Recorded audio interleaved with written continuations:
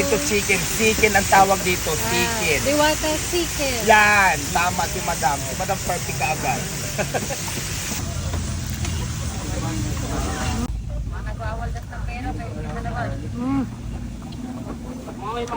Yan ang Ito naman ang tatawag ko na Paris buto-buto. Maraming laman siya. Mga ganyan yung laman niya. Ha? Mga purong laman. Buto-buto lang ang tawag namin pero mas malaman niya. May kasama tong sabaw. Ito ang mga gong abangan nyo ang mga bagong menu. Magkano yan? For only 162, only rice din may isang soft drinks. Pero mas maraming laman to. Good for 2 person. yung chicken, magkano? 100 only rice, may isang soft drinks pa din. Lahat tayo dito naka-unli. Plus, only holy water. Wala kami mga palamig-palamig. Holy water po yung only sa amin. Free lang yun na walang bayad. Hindi mineral yung gamit namin. Holy water talaga para mabawasan